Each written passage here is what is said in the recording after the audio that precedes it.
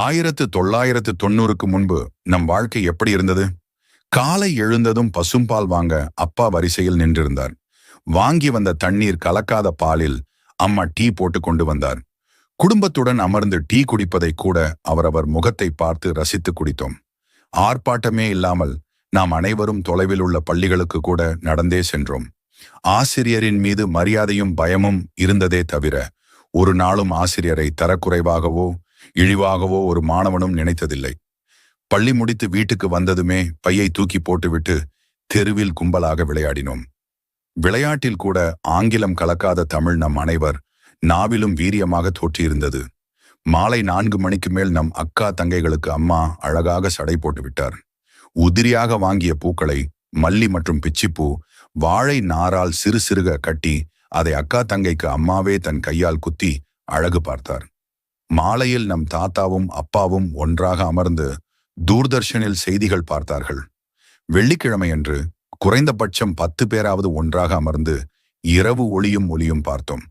அம்மாக்களுக்கு அன்று சீரியல் என்றாலே என்னவென்று பொருள் தெரியாமல் வீட்டு வாசலில் அமர்ந்து நம் விளையாடுவதை வேடிக்கை பார்த்தனர்.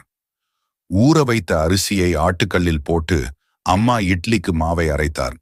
அதிகபட்ச அப்பாக்களுக்கு சிகரெட் மற்றும் குடிப்பழக்கம் இல்லாமல் இருந்தது. ஞாயிற்றுக்கிழமை மதியம் தூர்தர்ஷன் மாநில மொழி திரைப்படத்துல தமிழ் படம் வராதா என ஏங்கி இருக்கிறோம். ஞாயிறு மாலை டிவியில் திரைப்படம் பார்ப்பதால் தெருவில் காக்கைகள் கூட பார்க்க முடியாத சூழ்நிலை இருந்தது. ஞாயிறு பார்த்த படத்தை பற்றிய விவாதம் திங்களன்று பள்ளி நண்பர்களிடத்தில் தொடர்ந்து கொண்டே இருந்தது. உறவினர்கள் வீட்டிற்கு வந்தால் அவர்களுக்காக வாங்கிய குளிர்பானத்தில் நமக்கும் கொஞ்சம் தருவார்கள் என காத்து கொண்டிருந்தோம். தீபாவளி, ரம்ஜான் என பண்டிகை காலங்களில் புது துணி எடுக்க குடும்பத்தின் ஒன்றாக சேர்ந்து போனோம். அம்மா அப்பா வாங்கி கொடுத்த துணியை மட்டுமே அணிந்து அழகு பார்த்தோம். ஒரு தெருவிற்கு 2 பேர் காதலிப்பதே அபூர்வமாக இருந்தது. அன்றைய காதலர்கள் காதலில் தோற்றால் தற்கொலை செய்து கொண்டனர். பண்டிகை காலம் வந்தால் வாழ்த்து அட்டை, கிரிட்டிங் கார்டு வாங்க கடைகளில் அலைமோதினோம். 10வது மற்றும் 12வது ரிசல்ட் பார்க்க தினத்தந்தி வாசலில் தவம் கிடந்தோம். யாராவது செல்போன் சாதாரண 1010 வைத்திருந்தால் அதை ஆச்சரியமாக வாங்கி தொட்டு பார்த்தோம். நம் அக்காவும் தங்கையும் குதிரைவால் சடை போட்டு வீதிகளில் வலம் வந்தனர். பணக்கார வீட்டு இளம் பெண்கள் BSASLR சைக்கிள் வைத்திருந்தார்கள். 10ல் குறைந்தபட்ச 8 வீட்டில் உள்ள குழந்தைகளிடம் உண்டியல் பழக்கம் இருந்தது. போன கரண்ட் திரும்ப வந்ததும் கைத்தட்டி ஆரவாரப்படுத்தினோம். வருடத்திற்கு ஒரு முறை குடும்பத்துடன் சினிமாவுக்கு போவதே பெரிய விஷயமாக இருந்தது. வீட்டில் யாருக்காவது திருமணம் நடந்தால் கிடைக்காத ஏதோ ஒரு அபூர்வ பொருள் கிடைத்தது போல் மிகுந்த மகிழ்ச்சியுடன் காணப்பட்டோம்.